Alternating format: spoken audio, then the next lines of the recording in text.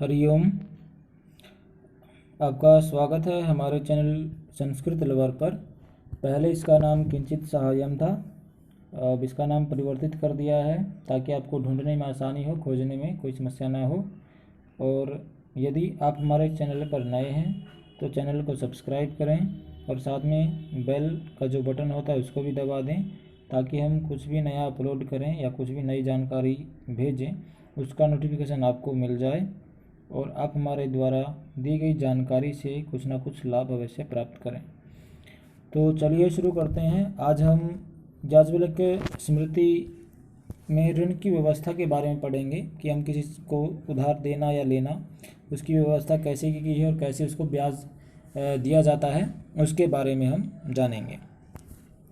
याज्ञवल्क्य स्मृति है, जैसे मनुस्मृति है वैसे भी एक स्मृति है याज्ञवल्क्य स्मृति, जिसमें मनुस्मृति में 12 अध्याय हैं इसमें, और याज्ञवल्क्य स्मृति में 3 अध्याय हैं। याज्ञवल्क्य द्वारा लिखी गई है ये।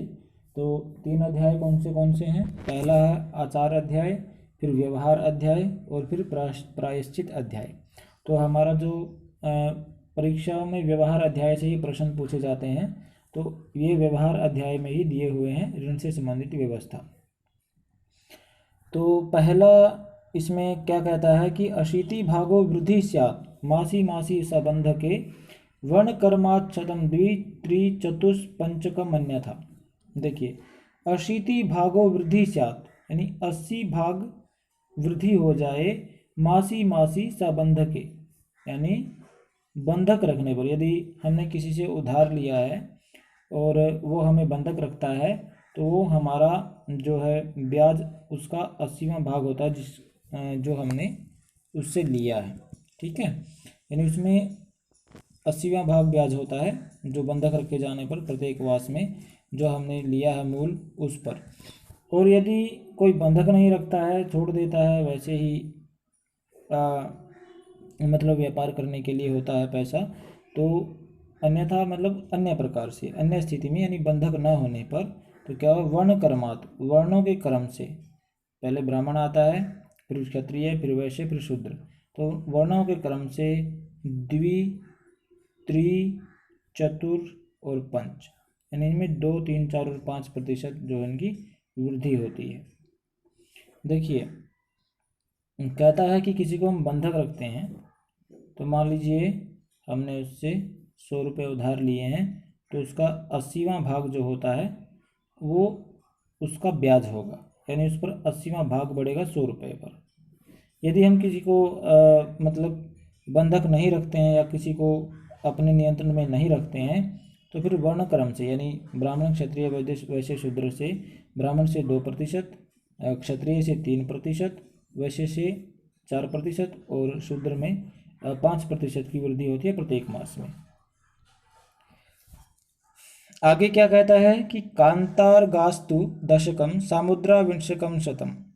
अच्छा, तो ये कहता है कि कांतार गास्तु यानी कांता होता है, कांतार होता है मतलब जंगल, और गा मतलब जाना, यानी जंगल में जाकर, मान लो हमने किसी से उधार लिया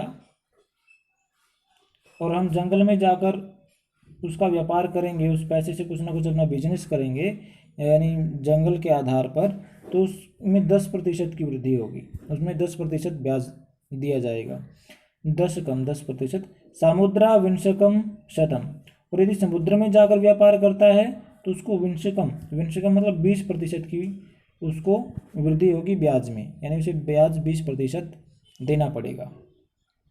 कहने का भाव क्या है कि मान लीजिए किसी ने 100 रुपये लिया जंगल में जाकर व्यापार करने के लिए, तो उसको 100 रुपये पर 10 रुपये ब्याज के रूप में देना पड़ेगा।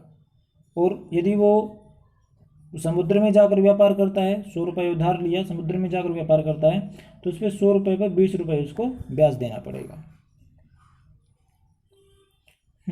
आगे है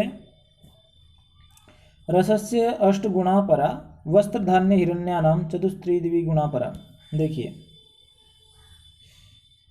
रसस्य 8 गुणा परा मतलब सबसे ज़्यादा, अत्यधिक वृद्धि जो कितनी हो सकती है, रस की 8 गुणा, 8 गुणा, यानी अनुमान लगाया कि रस मान लीजिए 2 क्विंटल होगा तो उससे 8 गुना ज़्यादा वृद्धि उसमें हो सकती है, 16 हो सकता है। और वस्त्र धान्य हिरण्यानाम चतुस्त्री द्विगुणा परा, यानी और वस्त्र होता है कपड़ा, धान्य होता है जो भी अनाज कह लीजिए, हिरण्य होता है सोना, और इनमें क्रम से 4 गुना, 3 गुना और 2 गुना में वृद्धि होती है। देखिए कहता है कि रस 8 गुना इसमें ज़्यादा वृद्धि हो सकती है, और वस्त्र में 4 गुना ज़्यादा वृद्धि हो सकती है, धान्य अब अन्न में 3 गुना ज़्यादा वृद्धि हो सकती है, और सोने में 2 गुना ज़्यादा वृद्धि हो सकती है। तो ये था हमारा आज का वीडियो।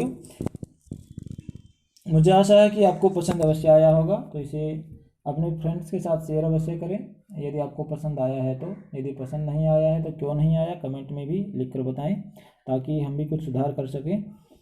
तो आपका दिन शुभ हो, और यदि नए हैं तो सब्सक्राइब करें, बेल दबाएं। मिलते हैं अगले वीडियो में, तब तक धन्यवाद।